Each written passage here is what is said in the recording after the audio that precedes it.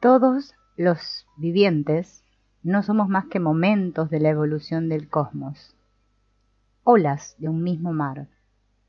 No somos seres venidos a este cosmos, somos este cosmos. Por consiguiente, ahí fuera y en nosotros mismos, lo que realmente existe no es nuestra construcción dual. Esa construcción solo está en nuestra mente. Lo que realmente hay no es nuestra construcción, es mucho más. Es eso no dual.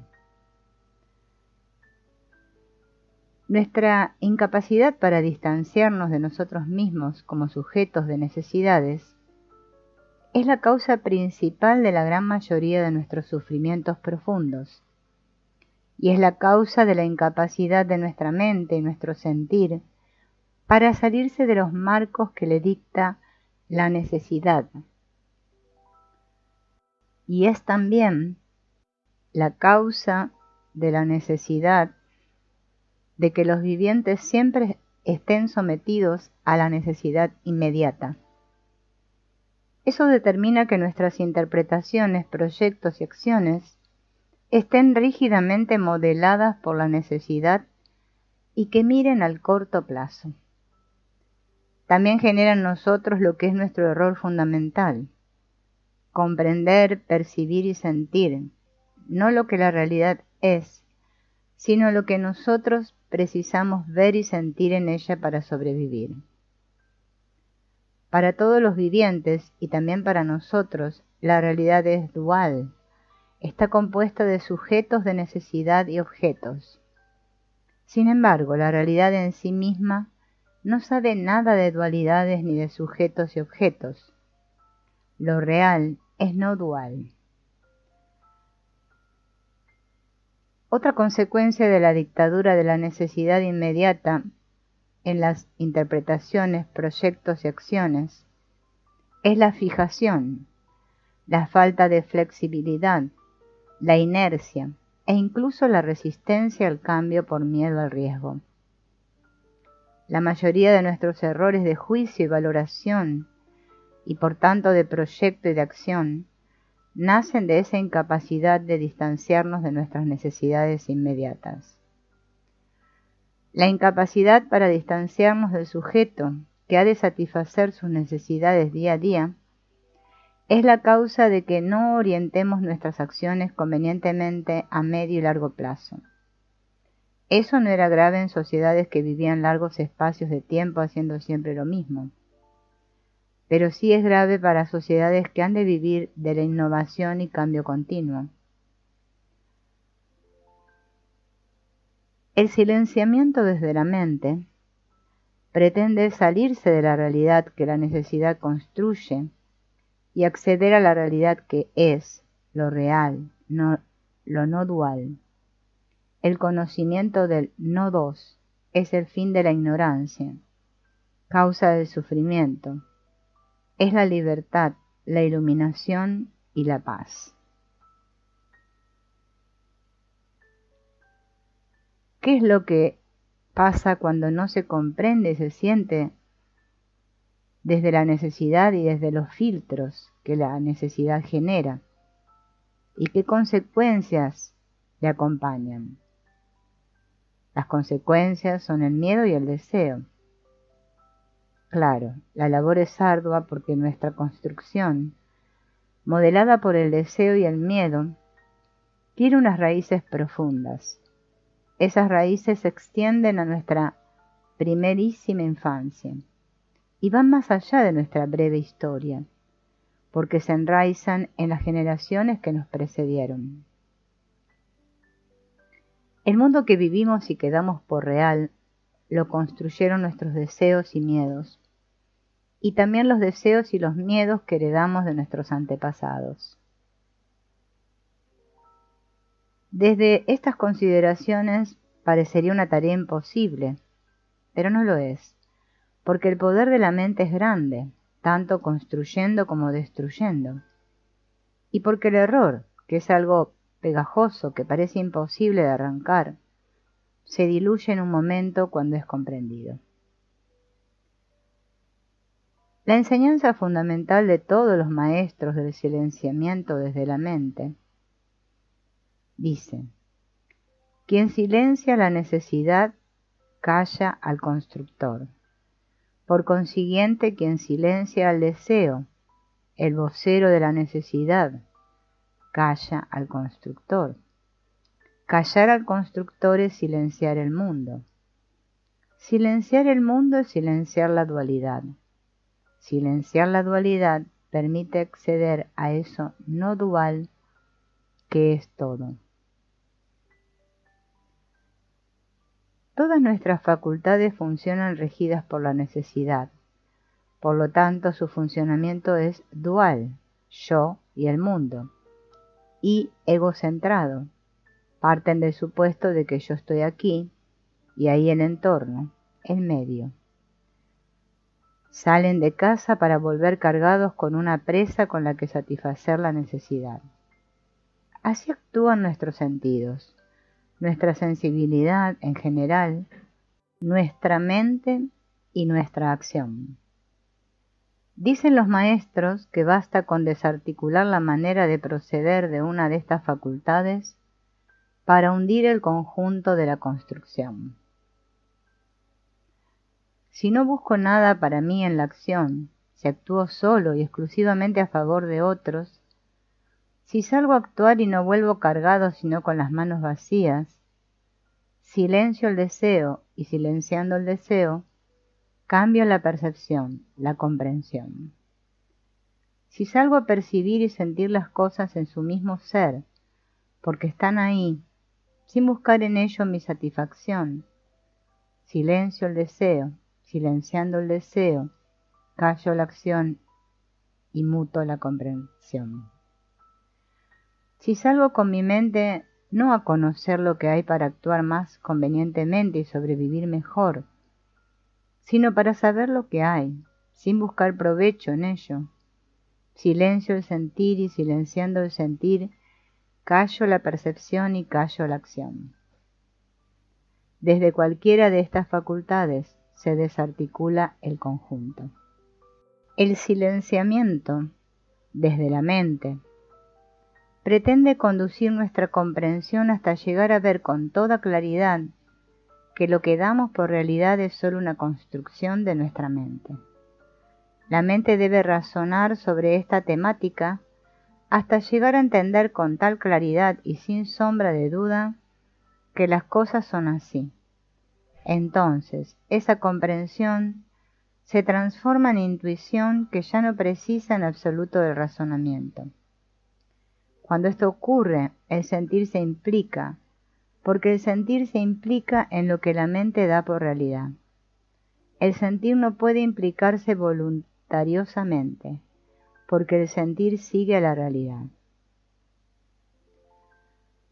El silencio desde la mente no sirve para solventar problemas. Quien lo practique con esta intención, lo inutiliza y lo deforma. Ocurre como con la poesía o la música, que no sirven para solventar problemas. Es preciso buscar el conocimiento por sí mismo, sin ninguna otra finalidad. Será ese conocimiento buscado por sí mismo el que diluya o quite el aguijón a los problemas. Es un trabajo con la mente que parece complicarnos la vida, porque es apartarse de las maneras válidas y habituales de pensar, actuar con el pensamiento y sentir. Es vaciar de contenido concepto a concepto, supuesto a supuesto, creencia a creencia.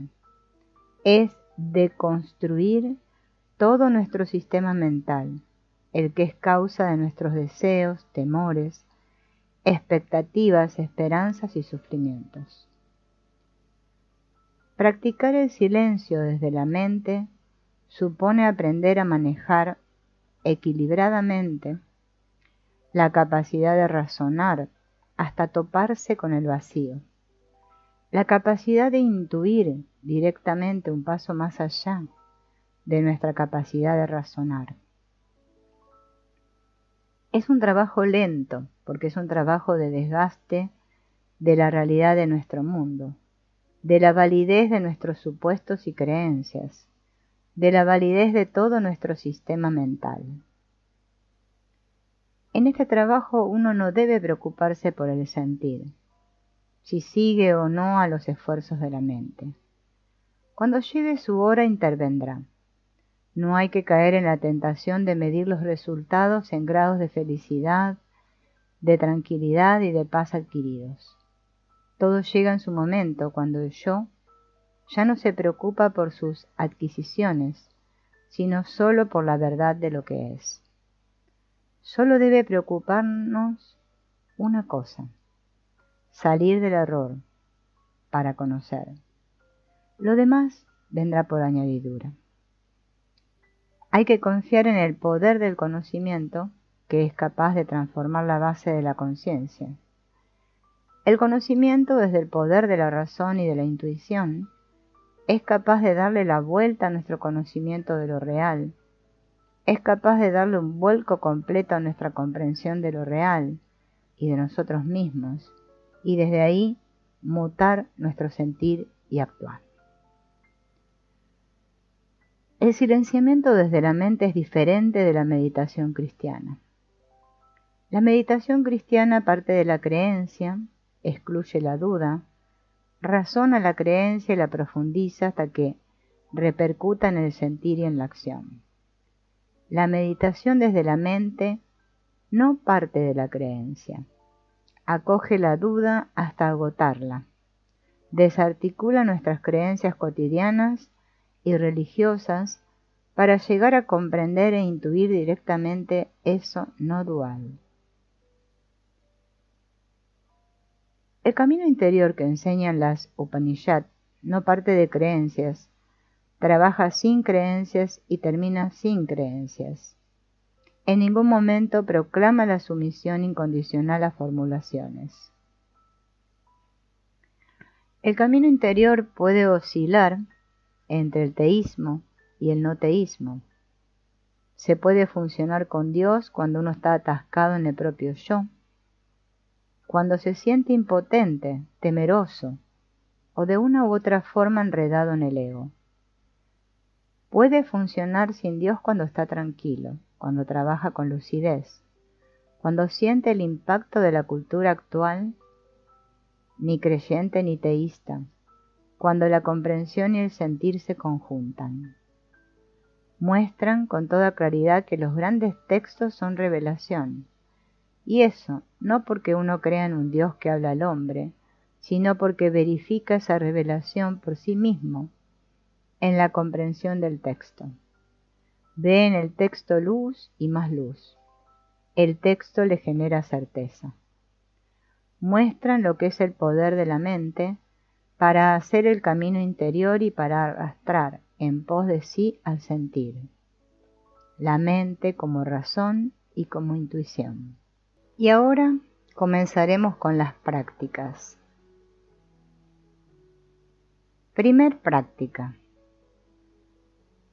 Habiendo meditado en el ser como sin cuerpo, en medio de los cuerpos, como permanente en medio de lo impermanente, y como inmenso y penetrante, el sabio deja de padecer. Aunque sin ojos, aparece con ojos, aunque sin orejas, aparece con orejas, aunque sin habla, aparece con habla, sin mente, aparece con mente, sin fuerza vital, aparece con fuerza vital. Se mueve sin pies y puede asir sin manos, ve sin ojos y oye sin oídos. Aquello que no tiene forma ni sonido, impalpable e imperecedero. La necesidad nos hace ver la realidad como dual, pero no hay sujetos como entidades autónomas existentes. Tampoco hay objetos como entidades autónomas existentes, ni hay cosa o seres como entidades autónomas existentes. Solo hay eso no dual, que no se puede decir que sea existente, ni tampoco que no sea existente, porque esas categorías las aplicamos a individualidades, y eso no dual no es ninguna individualidad. Porque hay ojos que ven, aquello ve sin ojos. Porque hay oídos que oyen, aquello oye sin oídos. Porque hay habla, aquello habla sin hablar. Porque hay mente que comprende, aquello comprende sin mente. Porque hay fuerza vital, aquello es sin fuerza vital.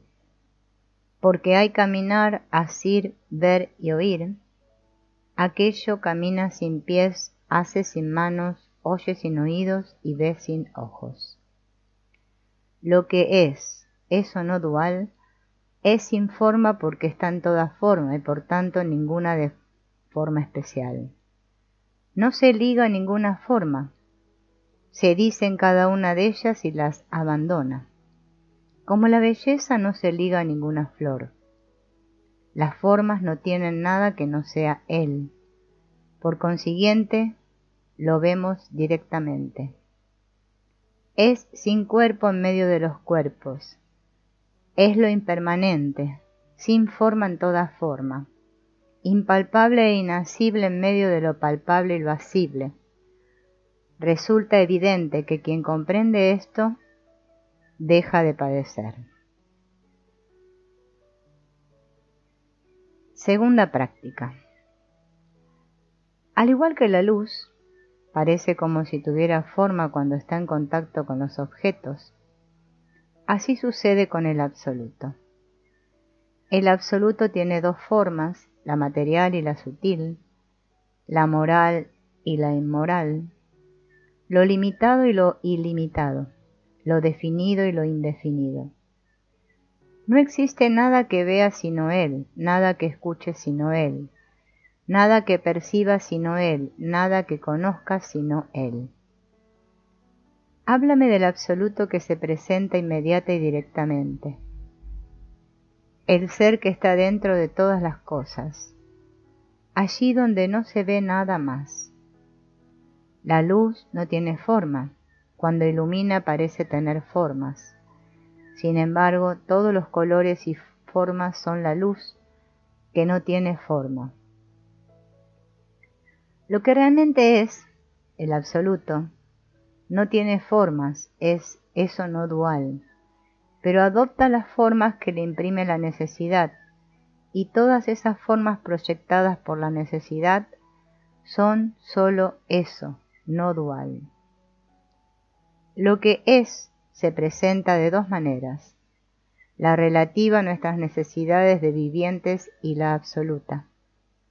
Pero eso, visto desde la necesidad, el ego, y eso, visto desde el silencio de la necesidad del ego, no son dos formas. No hay nada que ver fuera de eso, ni nadie que vea. Solo se escucha a él y solo él escucha. Todo lo que percibo es él, y el que percibe es él. Todo lo que conozco es él, y él es el que conoce. Por consiguiente, él es directa e inmediatamente perceptible dentro y fuera de todas las cosas, porque todas las cosas son solo él. Te gires a donde te gires, no se ve otra cosa, dentro y fuera, que eso. Tercer práctica.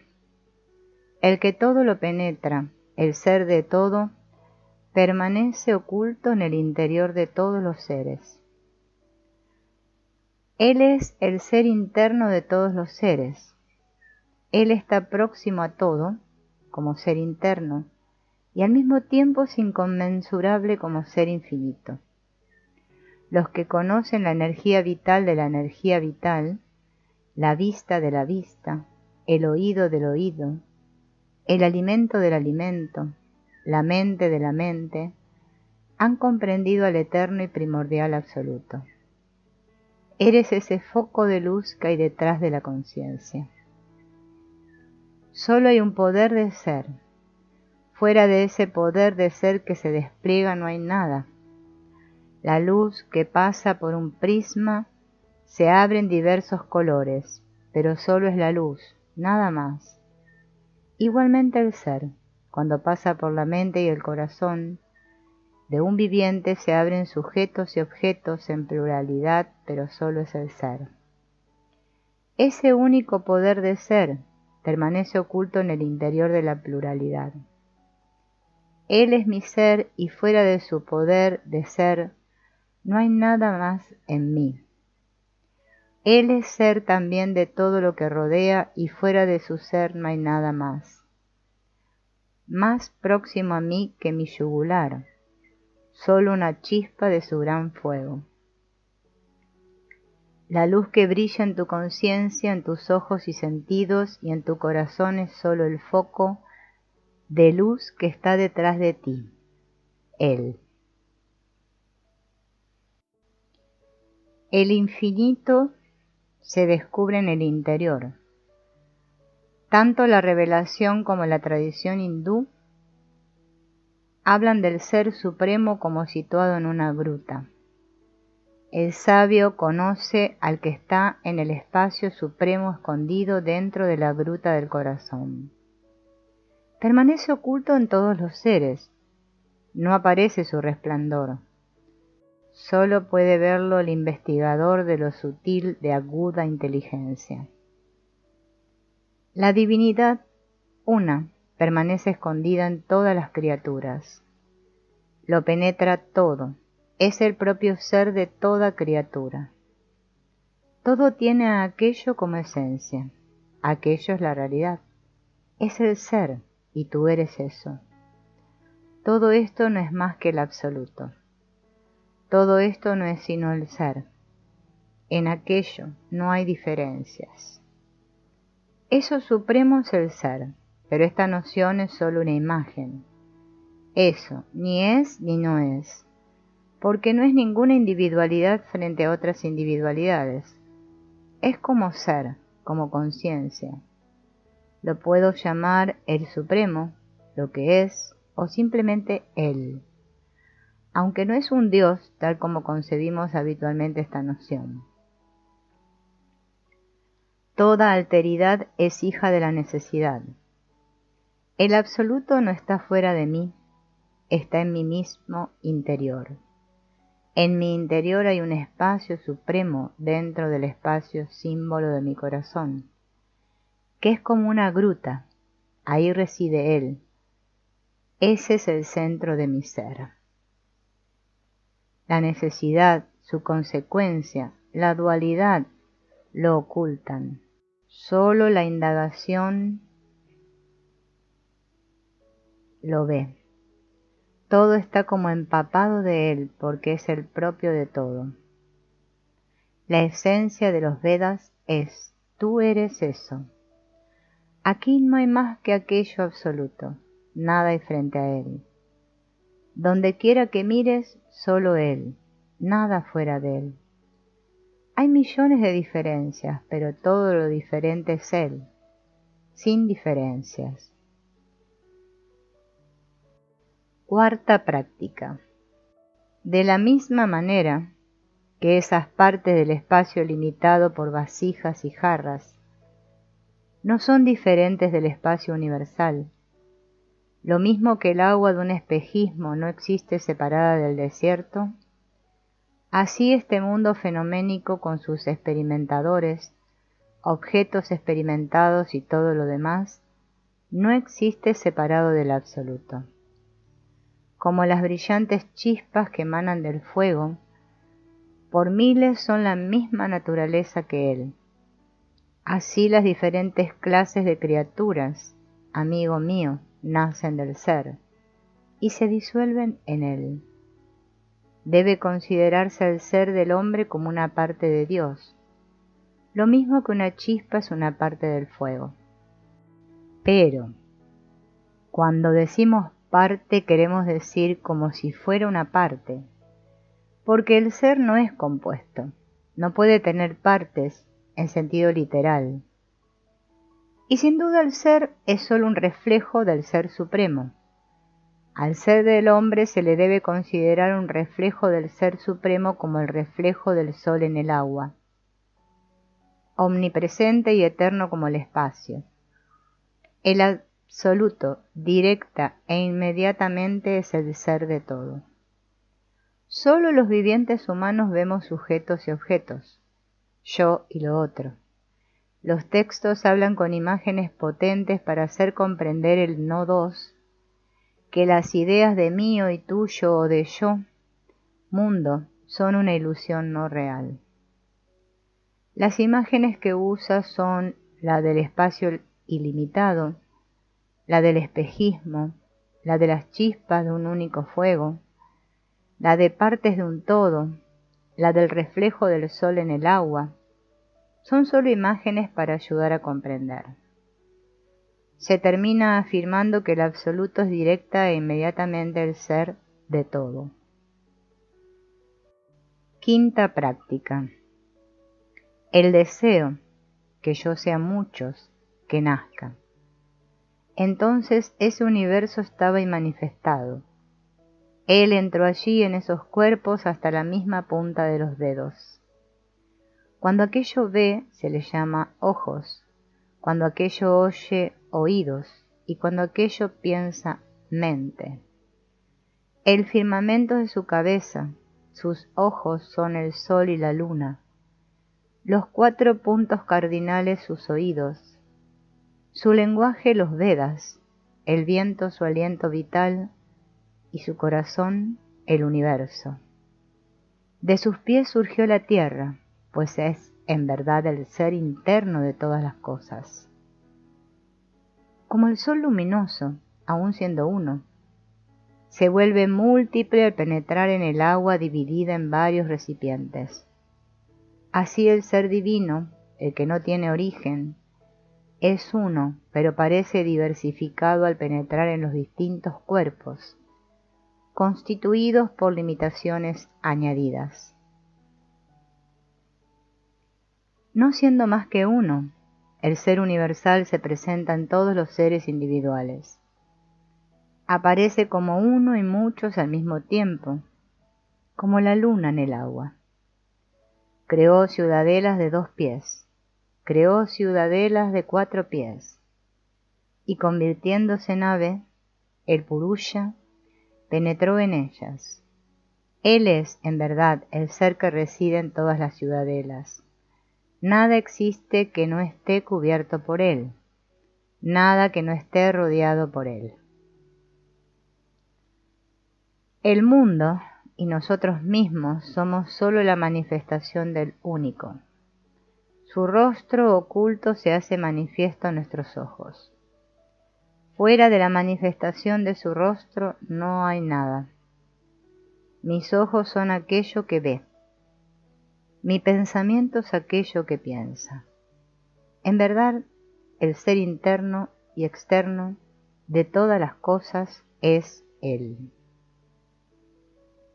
Desde la ignorancia aparece la pluralidad, pero en verdad solo hay unidad. El sol y la luna reflejados en diferentes recipientes son agua. ¿Son diferentes del sol y la luna? Los vivientes son como ciudadelas. Él habita en esas ciudadelas. Él es también los fundamentos y los muros de las ciudadelas. Sexta práctica. El objeto de todas las Upanishad es mostrar que el absoluto es la naturaleza del ser individual. Y lo que se llama ser individual no es diferente, en realidad, del ser supremo. Así podría distinguirse del ser como gota de agua de la masa acuosa. Porque, como hemos explicado repetidamente, al mismo ser absoluto se le llama ser individual cuando se toma en cuenta las limitaciones añadidas. Los textos Vedanta insisten repetidas veces en que no hay diferencia entre el ser individual y el ser supremo, en frases como «eso eres tú», o también es como la luz y su origen, ambos son resplandor. Las escrituras niegan expresamente que existe un ser consciente aparte del ser supremo en un texto como «no existe otro testigo sino él». En cualquier momento que el aspirante se encuentre, estableciéndose valientemente en este invisible, incorpóreo, inexpresable e independiente uno, realiza el estado de serenidad que está más allá del temor. Pero en cuanto el aspirante crea la más mínima distinción entre su ser y el ser uno, el miedo se apodera de él. Él es el que es. Las acotaciones que pone nuestra necesidad en eso indiferenciado es lo que son las individualidades, pero no están ahí, sino solo en nuestras mentes. Él, eso soy yo.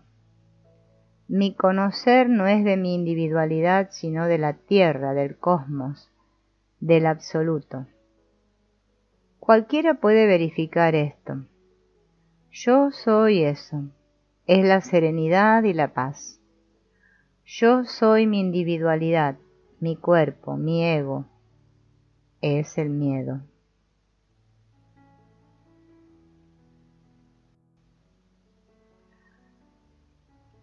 Séptima práctica.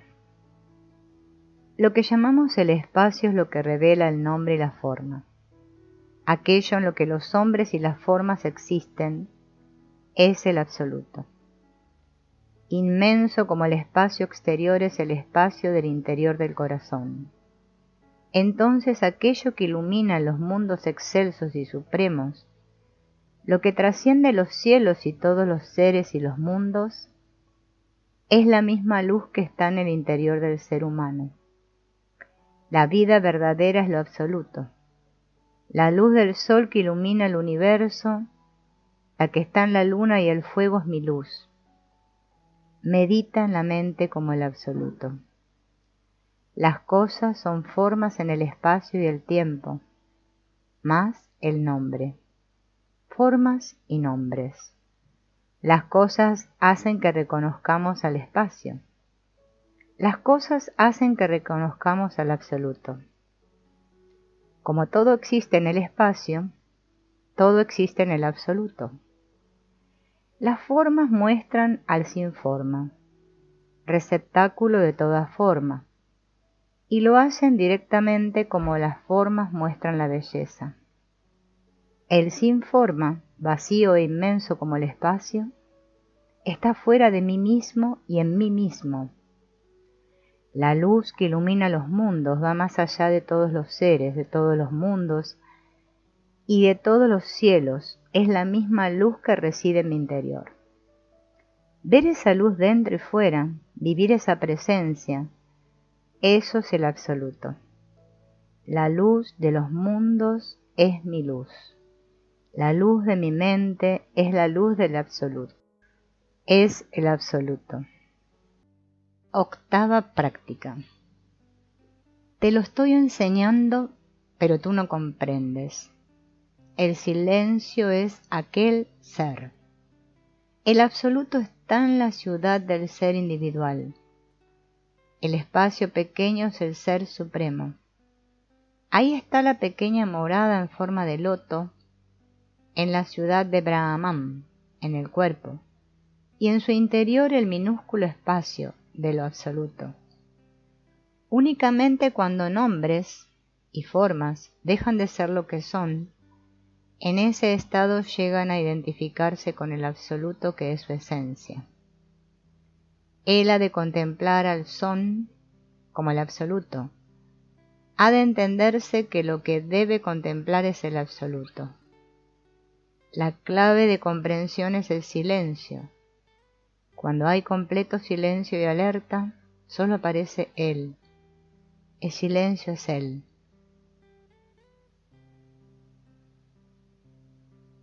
El cuerpo es la residencia de Brahman. Solo Él reside ahí, nadie más. Florece como un loto en un minúsculo espacio. En ese espacio reside el sin espacio. Cuando se silencian los nombres y las formas, se ve lo que es la esencia de todos los seres, solo Él. Contemplar el sol como símbolo del absoluto es contemplar al absoluto en el sol. Propiamente se contempla al absoluto. Este ejercicio se puede hacer sobre el sol, puede también hacerse sobre sí mismo. Novena práctica. 2 pájaros, siempre amigos y con igual nombre, subidos en el mismo árbol. Uno de los dos toma el fruto de diferentes sabores. El otro observa sin comer. En el mismo árbol el ser individual se sumerge como en el agua, preocupándose por su impotencia. Pero cuando ve al otro, al absoluto en su gloria, se libera de su sufrimiento. No hay más testigo que él. No existe ningún otro testigo sino él, ningún oyente, ningún pensador, ningún conocedor sino él. Aquel que toma conciencia del absoluto se convierte en el absoluto mismo. El que conoce el absoluto llega a ser el absoluto. Existe un conocimiento, el más elevado, por el que se es consciente de lo inmutable. Se es consciente de aquello que no puede ser visto ni medido, lo que no tiene origen, ni atributos, no tiene ojos, ni oídos, ni manos, ni pies. El eterno, omnipenetrante y omnipresente, extremadamente sutil, imperecedero, lo que es origen de todos los seres. Con la imagen de los 2 pájaros se habla de las 2 dimensiones del conocer y sentir humano, la sumergida en el mundo de la necesidad y la que silencia por completo la necesidad. Una está inmersa en la preocupación y el sufrimiento, pero cuando ve a la otra posibilidad, ve la posibilidad del conocer y sentir silencioso, que es la posibilidad de ver al absoluto. Entonces se libera de su sufrir, conoce cuál es su ser. Cuando uno no se implica en las cosas para satisfacerse, cuando uno está como testigo, entonces el único testigo es él. Satisfaciendo nuestras necesidades creemos ser alguien. Estando como puro testigo, el único testigo es él. Quien advierte el absoluto reconoce que solo él es el que es, y conoce que su propio ser es el absoluto. Existe un conocimiento en el que se tiene noticia de que la realidad no son sujetos ni objetos, ni tiempo ni espacio. Es un conocimiento extremadamente sutil porque no puede objetivar ni acotar. Por eso es un conocimiento silencioso de lo que es la realidad, de lo que es el origen de todos los seres.